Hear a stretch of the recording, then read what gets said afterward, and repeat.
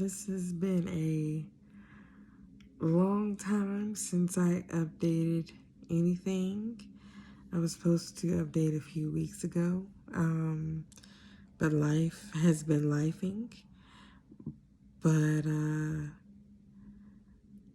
I just wanted to let y'all know I'm still Megan Fortef. Oh, I'm still Megan Fortef. I I celebrated my 37th birthday last month in May. Oh, now it is officially July. So there's that. May 11th was my last birthday, and I was thankful and making promises to myself that I'll get to in a minute. But I'm 37, right? So after going to get my nails done and having 2 mimosas at that place, at the nail shop. Oh, Oscar Nail Bar. If you're in Dallas, off Mockingbird, and I don't know the cross street, but Oscar Nail Bar, it is a black-owned, female black-owned nail salon. They do have other women of color, I believe Vietnamese, doing the nails, but black women own the shop. I don't know if they're Vietnamese, so I don't want to be offensive, but I believe so. But it was a good experience, just all around. The ladies are great. My nails are great. Shout out to Katie. She's my new nail tech, because I will request her every time, and I rarely get my nails done, and that's more to come. But after going there, having poinsettias. It's mimosas with cranberry instead of orange juice. Woo! I was feeling good. I came right on home and laid on the couch. I thought I was going to get up and, do something. I just got my hair done yesterday, so I was like, do I want to get in the pool? I can do this in the pool. I didn't know if I could do it in the pool, but it didn't even matter because I fell asleep at 8 p.m. I don't know if it's my epilepsy meds or me getting old, but I fell asleep at 8 p.m. I woke up at 10:30 or so, and I was like, let me go ahead and take my medicine because I know that I'm still sleepy and I'm not going anywhere. I changed into my jammies, but yeah, I woke up and I took my medicine, and then in the 15 minutes before the medicine knocked me the hell out,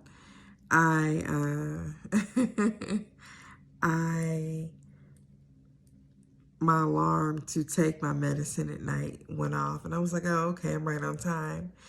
And I woke up at almost 4 a.m., but I've been asleep so long. So I'm doing this video for y'all, and then I'm going to take my dog out. Butters, you're on camera. Anyway, I'm going to take Butters out for a walk. And then probably come back in and take my morning medicine and go to sleep. But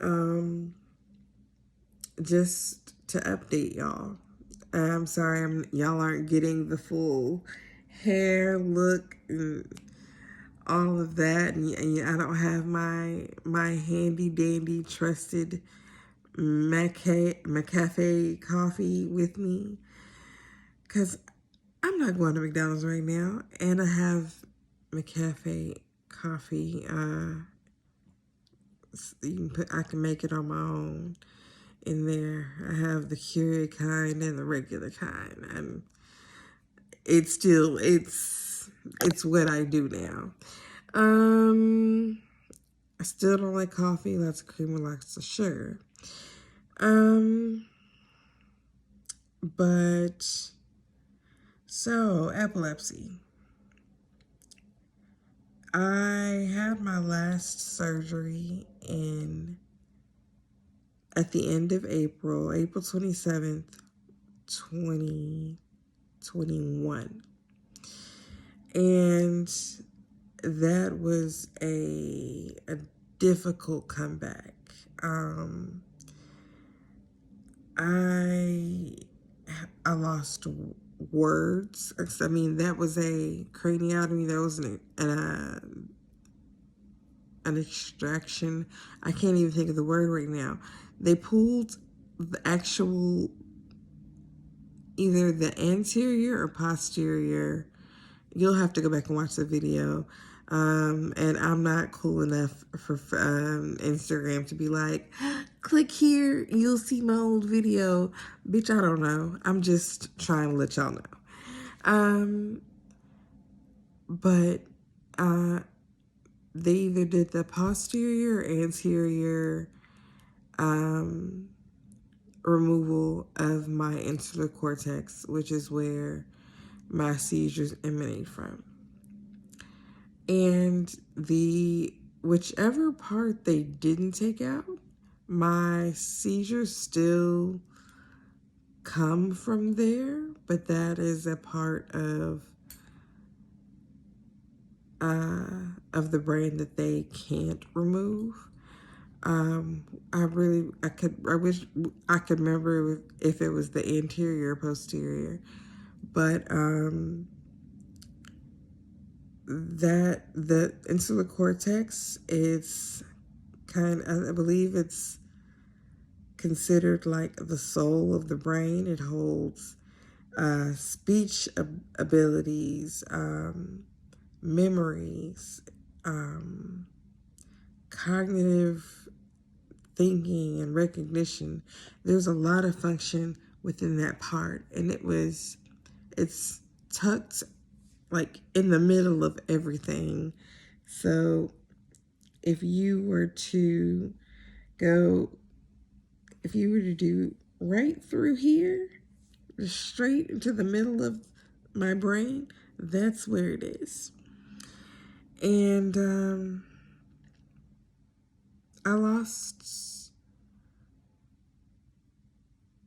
I feel like, I can't say that I lost my vocabulary, or I've always bragged about my large vocabulary. If you brag enough about something, God will fix you, right? But I know my daughter had already told me before, since the first surgery, I was talking a little bit slower, and when I have to actually think of what I'm talking about, it's not just a spontaneous comment or not something by rote memory. I do have a hard time thinking of the words that I know. And when other people are saying stuff and I'm like, oh, the word, it's right there in my head. But for me, when I'm speaking, it's a little bit harder. And so that recovery from that surgery, from the end of April until the end of May, it was hard, and this was 2021. But and I also it fell. I was in the middle of healing on my 35th birthday. And then the first week of June of that year, my baby girl, my daughter that I've been talking about all these years, she graduated from high school. And, after we congratulated her, of course, I was like, oh, yay, my baby. And I was crying. I broke down in my car. Broke down in my car before my family left. My daughter wasn't with me because I didn't want her to see it. But I broke down in my car crying because with all of this, I did not think I would see my 35th birthday. I didn't think I would live to see my daughter graduate. And I did. And so every birthday past that, like, it's a blessing. And I can, my therapist who has helped me get through the surgeries, the anxiety that it's formed, and all the other things. She was like, hey, get a dictionary and a thesaurus, go through, work on some words. I have not done that yet. I bought the books, but I've gotten a lot better. I've been working, so no more disability, but whatever.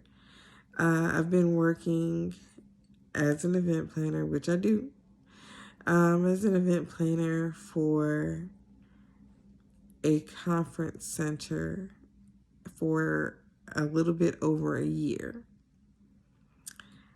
And I'm so proud of myself. I've had to leave or lost pretty much every job that I've had because of my illness. I've been sick since I was 19. Again, sick since I was 19. They took 5 years until I had a grand mal seizure to say, oh, you have epilepsy, and then another 6 months until I went to Mayo Clinic to get diagnosed with autoimmune encephalitis. And that was 2011. And then 10 years later, I was having my final surgery. It was a lot to have the confidence to keep working. But I pushed through it. Oh, the biggest deal was these medicines make me sleepy. Oh my gosh, these medicines make me sleepy. And so I had got on Adderall to try to combat the sleepiness in the morning.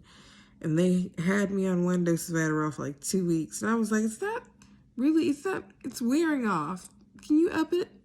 And they increased it.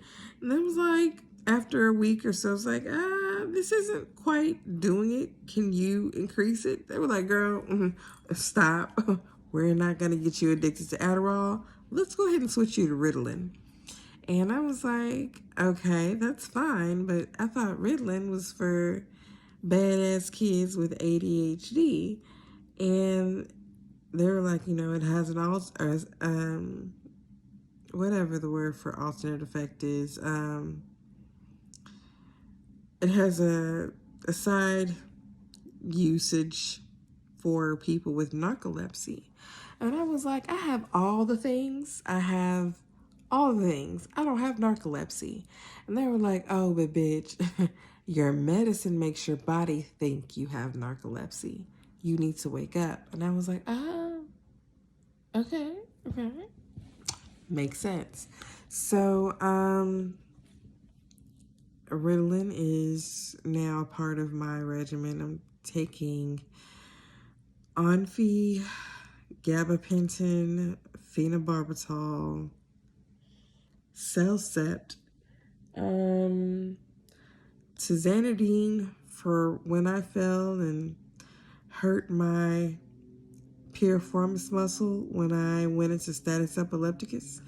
I still have that pain there, and that's why I still as a precaution keep a cane in my car.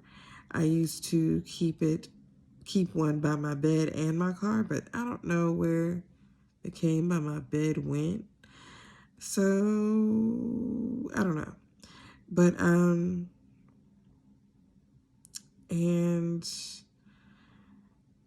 I want to say, what else am I on? Started taking prebiotics, postbiotics, and whatever biotics or something.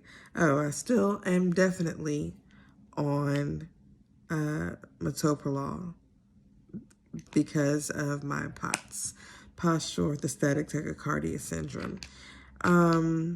That has never gotten better. It has never gone away, and so yeah, I'm on all those medicines.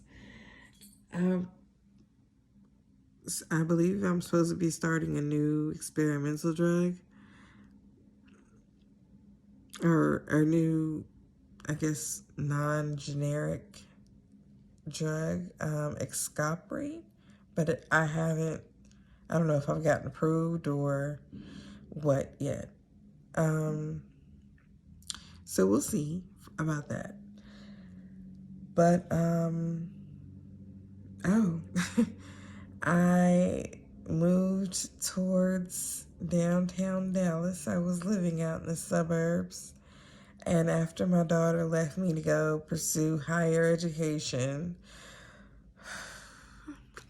I was lonely, and I was like, I'm not renting a house, especially in this market.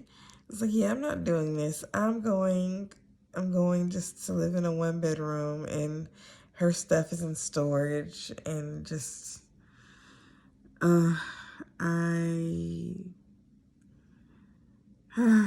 it's been a time, but it's been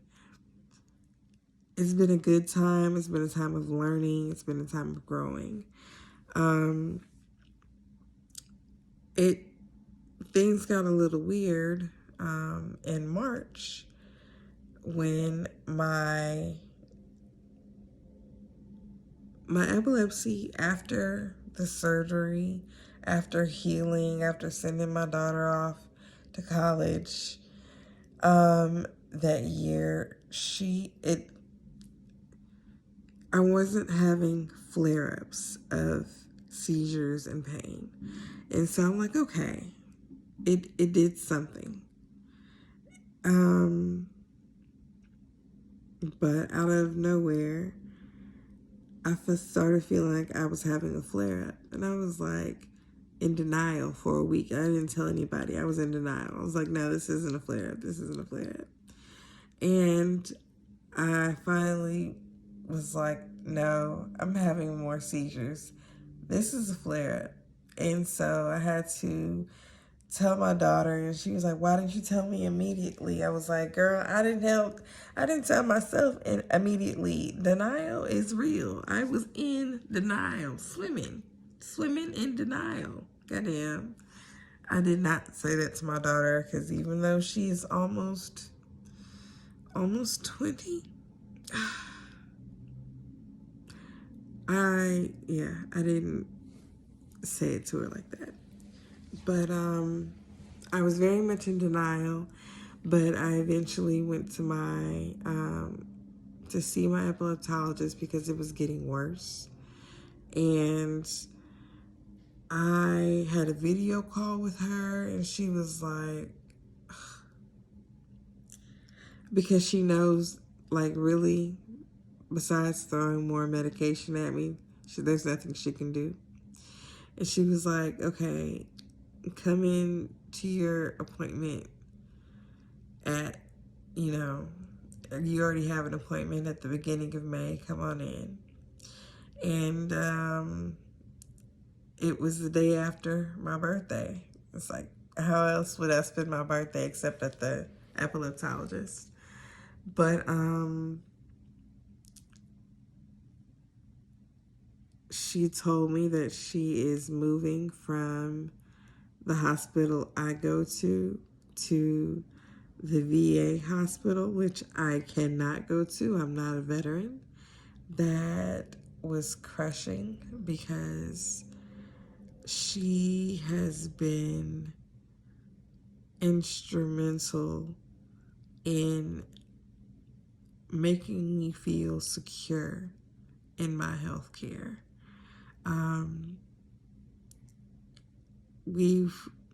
The conversations we've had, she understands that it's not just another, since an early conversation we had in 2016, 2017, it's not just I'm not just another patient who, was on the chart.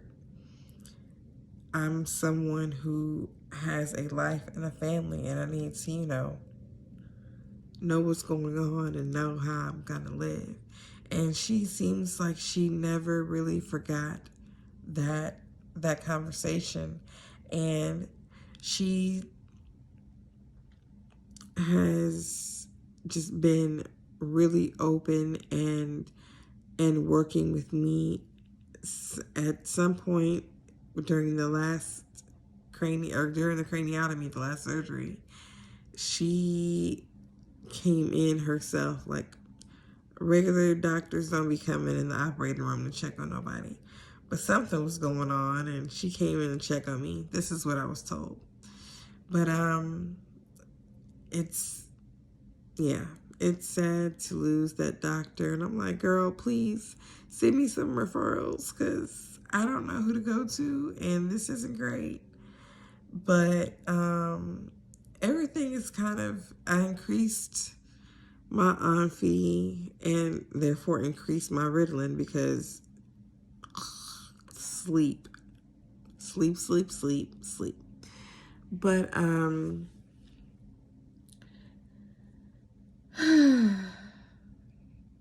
my flare-up unflared.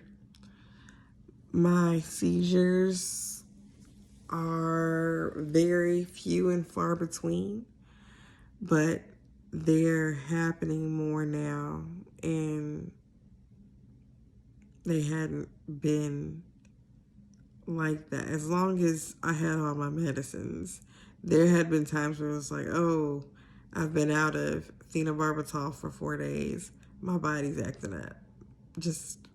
I just had to stay on top of all of my refills and everything else. But since doing that, I was fine until March. And it's still, the flare-up is gone. The more constant seizures are gone for now. But I know that even after 8 brain surgeries over the course of 4 years, medicines day and night, my mystery illness is still a mystery. I tell people I have autoimmune encephalitis, and I kind of need to stop doing that, because when you Google it, the NMDAR receptor form comes up, and you see psychosis and everything else, and that's not the antibody that is causing mine. And I have been tested for every antibody that they know that causes it, but none of them are mine. But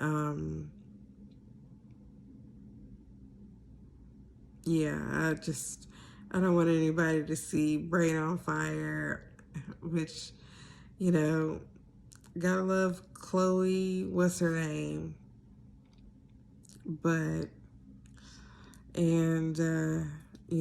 Read the book, spoke with the author shortly,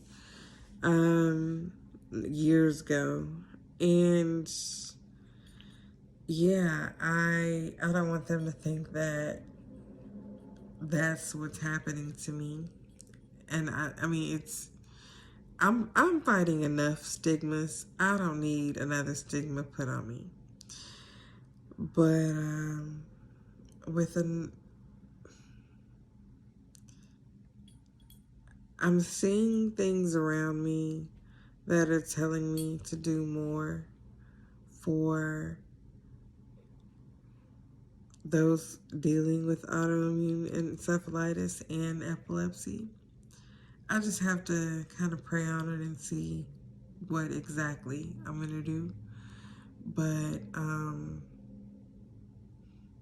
yeah, I'm here. I'm good for the most part. I'm for all of you all that got the NeuroPace in the first round of my surgeries, as I was telling you all, and it worked for you. I'm so happy it worked for you. All of the treatments or medicines or whatever that I've talked about on this channel, I'm so happy that you got some sort of relief from this, because you know it's a bitch. Yeah, I wish the best for all of you and those who are still struggling with epilepsy or anything, just all of the illnesses that I have. Oh my gosh. What is it? Autoimmune encephalitis, epilepsy, postural orthostatic tachycardia syndrome, and autonomic neuropathy. And yeah, if you're struggling with any of those or anything else, I wish you the best. Invisible illnesses are so real and so painful to deal with because it seems like no one cares, but somebody does care, and y'all will be okay, and I'm gonna be okay because eventually they'll get something right, maybe. But yeah, I think this is my update. I hopefully, with the new medicine that they're trying, it will be expensive, I'm sure, but it will be something that